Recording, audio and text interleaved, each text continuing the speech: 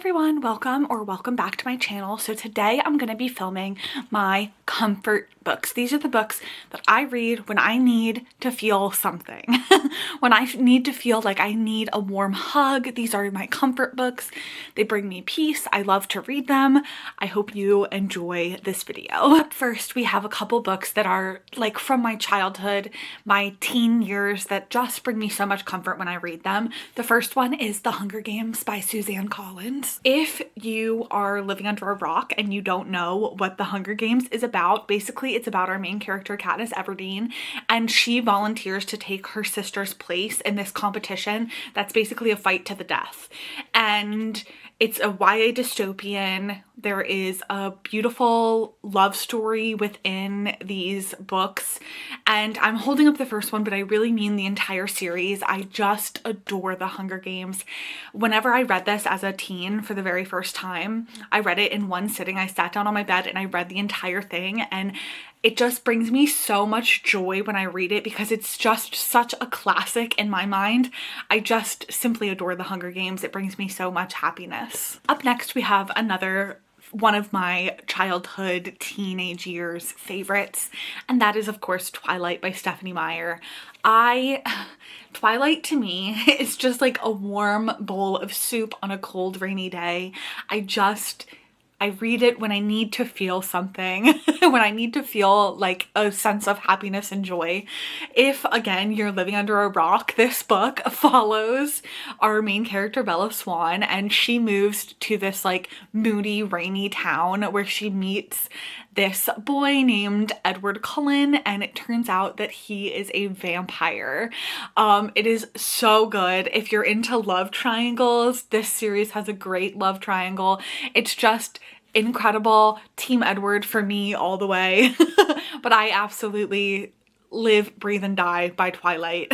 This book and the movies are just like such comforting things to me. I'm actually doing a rewatch of all the movies right now, and I'm as obsessed as I've ever been. Up next, we have a couple of classics. The first one being my favorite book of all time, Pride and Prejudice by Jane Austen. I love this book. I try to read it like once every year. It just means so much to me. It's my favorite book. The 2005 movie with Keira Knightley is also like my favorite movie. I'm just obsessed with this story. If you are unaware, this one follows our main character, Elizabeth Bennet, as she battles sort of like societal expectations. There's family drama, and then there is the ever elusive Mr. Darcy. And this has just the most beautiful, amazing, sort of like enemies to lovers slow burn romance that you could ever dream of. It's a classic for a reason. It's incredible. It brings me so much joy and happiness. I literally cannot recommend this book enough. Up next, we have another classic, and that is Little Women by Louisa May Alcott. And this is another book that I try to read just about every year. It means so much to me. I try to read it around Christmas time because it has like this beautiful like little Christmas scene in it that just means so much. This book follows four sisters and their relationships with each other and their relationships with the world around them, and it is just so warm, so heartwarming. It follows love and loss and just about everything that you could ever want in a book. I love this book. If you want to feel like you're truly getting a warm hug from like your sister, you need to read this book. It is just so incredible. Up next, we have another favorite, obviously, and that is The House in the Cerulean Sea by TJ Klune. I read this book when I want to have just some emotional and happy moments. This book follows Linus Baker, who is a sort of like a by-the-book care caseworker for like basically like a social worker, and he is sent to this house where all of these like magical, sort of dangerous children, like one of them might even be the Antichrist. He's sent there to basically like watch over them. And this story just follows like this beautiful love story between him and the caretaker. And also like the relationships between all of the children and the relationships that grow between Linus with all of the children. It just shows you that the world is much more kind if you just choose it to be. Like, it is just so fantastic. It helps you see the brightness and the kindness in the world. It means so much to me. Up next, we have a couple of romantices, and the first one is, of course, Fourth Wing by Rebecca Yarros. I love Fourth Wing so much. I think I've read it like 3 or 4 times at this point. I just can't get enough Fourth Wing. Basically, it follows our main character, Violet Sorrengail, and she is sort of like this bookish girl, and she is forced to enter this dangerous Dragon Riders Academy where she meets Xaden Ryerson, who is like this dark, brooding man, and the two of them are enemies turned allies, and it's just so good. The dragons in here will just make your heart sing. I love the relationships that form in this book, and the romance is absolutely to die for. Xaden would do anything for Violet. It is just so incredible. It makes me feel so much. It's such a comfort read for me. I absolutely love it. Plus, there's some beautiful, beautiful friendships in here. Oh my gosh, it just kind of has a little bit of everything. Up next, we kind of have an entire series, and that is the Court of Thorns and Roses series by Sarah J. Maas, particularly the second book. That book is like my true comfort book, but obviously, like, you have to read the first one to get to the second one, and it's worth it. This first one is also really good. It's basically like a Beauty and the Beast retelling, this first book is. It's about a girl who basically, as a punishment, is taken to the Fae lands, where she meets and interacts with a bunch of different Fae characters, and there is a certain villain. There's all sorts of things going on in this book, but it is at its core a Beauty and the Beast retelling.